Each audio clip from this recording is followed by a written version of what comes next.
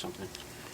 Alright, I don't know how they do it at Cummins, but I got a socket, an impact socket, and you can't really get to this bolt right here. You got to take these 4 bolts, okay?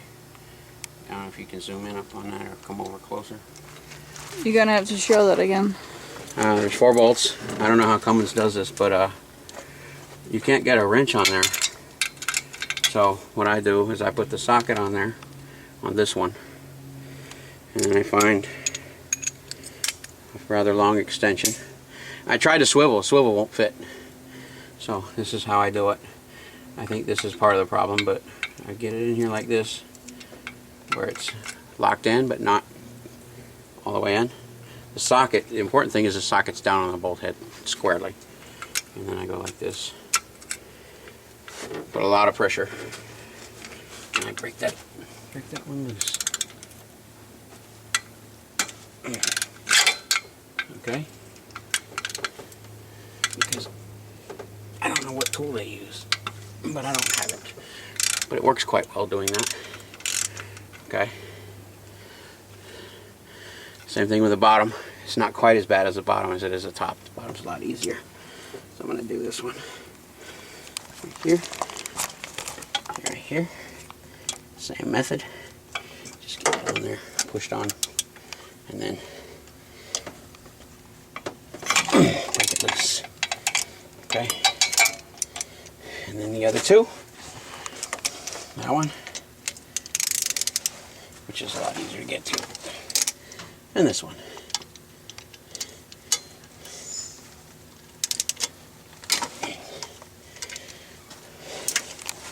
Now that I have them loose, I'll switch over to my other one. And I'll do the same method again. Taking these off. Like that. If you want to zoom in on that corner there to show, like right there. Trying. There. Like right there.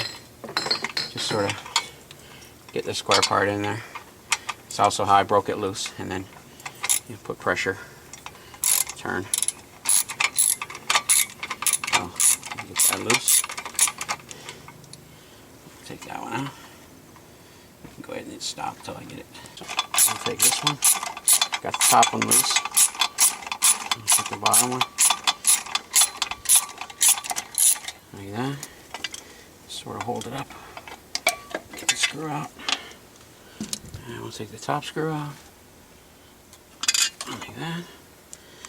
Then we'll take our other 2 out. Set those up there out of our way.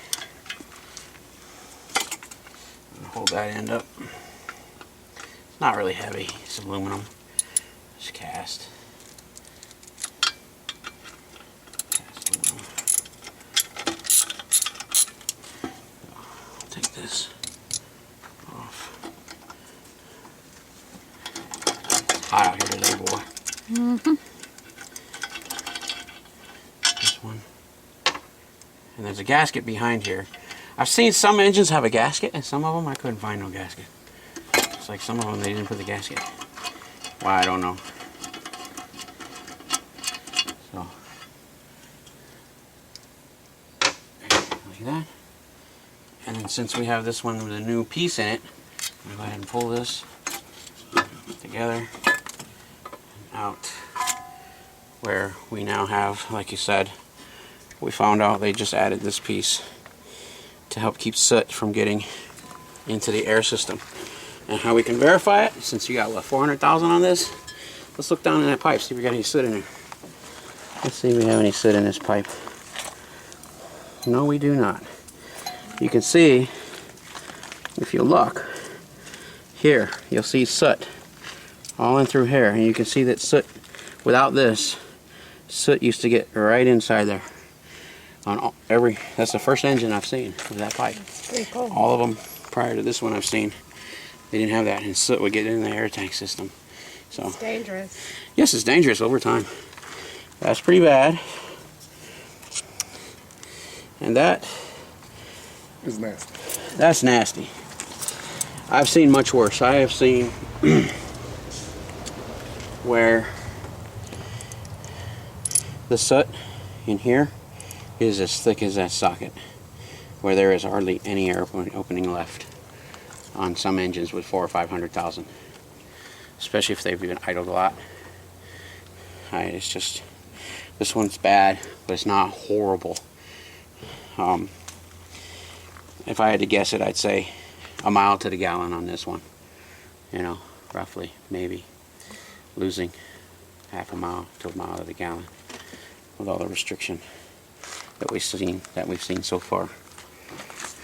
So you want to get when we have that flashlight, big flashlight somewhere.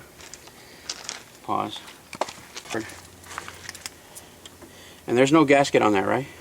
I didn't see one. Yeah, see, that one didn't have the last one I worked on had a gasket. No. Where's my gasket? There's a there's a gasket on this one. It's right here. Okay. So we'll leave it there because it's stuck. You look right here.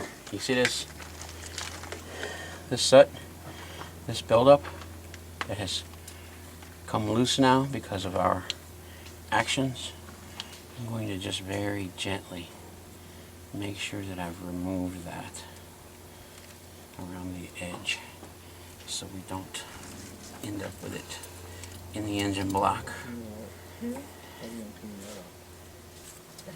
So we'll do that with our finger. I'll make sure that we've got this dirt out. And we're going to clean this off as well. Get some paper towels on that. Maybe. So how do you... This, give me the flashlight. This gets clogged up with soot as well. And you can see, you can look down from here, this angle. Okay, it's pretty thick. Okay. I don't recommend cleaning this yourself. Okay. If you keep the rest of it clean, this usually doesn't end up getting too awful bad over time. Especially if you do it every 250,000 miles. But as you can see, one of the valve seats way back off in there. Looks like part of a cave at the very end. You can see that that stuff gets everywhere in that motor. We don't want to knock this stuff loose because we have no way of getting it out ourselves without pulling the head apart. I don't want to do that. We're here to clean the EGR valve, not rebuild the motor. Right. Or clean the EGR What about a vacuum? system. Maybe with a vacuum, but I wouldn't. You wouldn't try it? I wouldn't try it. Okay. No. It's just not. So it's an expensive clean job. It might be a very, very expensive clean job if you start messing around in there and you get some soot caught in between one of the valve seats. As the valve opens, you know, you got your valve. As it opens, if some soot gets on there and then it closes and crunches it, exhaust gas, you know, pressure, combustion, Wow. who knows. So even having somebody else clean it can even be dangerous? Can be bad, yeah, without pulling the head. So I've had several mechanics argue with me and tell me there's no reason to pull the intake manifold because you can't clean that. But what I found is if you look at that opening, this opening in general, okay, how big it is, and you look at, zoom over there to the pipe, the center part of that intake pipe, how small that is. Each one of these openings is a cylinder. So this has a lot more air capacity for flow than that pipe. And that pipe is always the most restrictive component So if when it doesn't in the come buildup. through here, it won't take through here. So if you keep that clean out, generally you still have enough airflow in through here even over a long time. You still get enough airflow in here to each of the cylinders to not worry about it too much. So that's basically what I've figured out. Okay. It's still important to clean the intake manifold. Right. Even though the mechanics will say, well, why bother that? You can't clean that. Well, that's the most restrictive part, so that's the part that needs it the most. Right. Okay. And that's what's feeding that. So And it's feeding that. So, yeah, it's Okay. still important to do. I've seen trucks gain 2 miles to the gallon after cleaning that, Oh, wow. or more. Okay. Especially when you see them as bad as the one Yeah. that was Marty's truck. Oh my God, his was 3/8 or thicker in Right. that. And here it wasn't too bad. It was, it was built up around the edge, and we kind of, worked it out with our fingers. And his truck instantly went from 6.2, 6.1 to 7.5. Nice. So Okay. we're not going to touch the EGR valve either, especially knowing, if you want to zoom in on that, you can see what's in there in the top. You can see how there's not a lot of buildup in there, just a little bit. We're not going to do the EGR valve on this truck because it's not really that bad. This truck is not that bad. Yeah, and you want to know why it isn't that bad? Why? Probably because the EGR cooler has never leaked. When the EGR cooler leaks, it causes all of that to stick like mad, and it causes it to build up really fast. Because it's moist. Because it's moisture. And the EGR cooler is where? On the other side of the motor.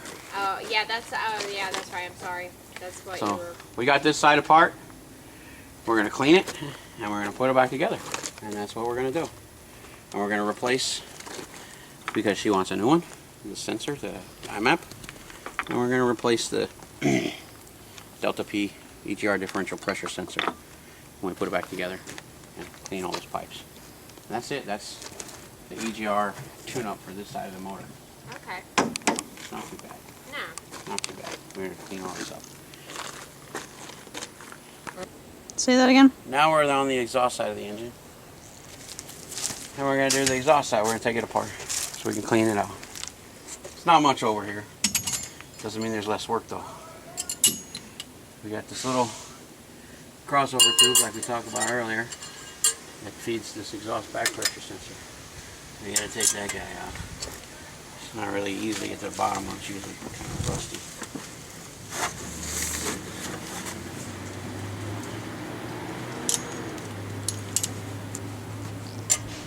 Take this one and get it loose.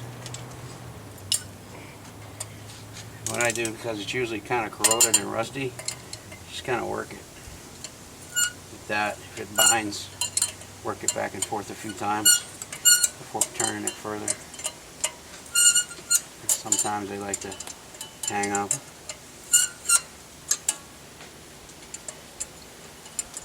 This little feeder tube is how the exhaust back pressure sensor picks up on the pressure.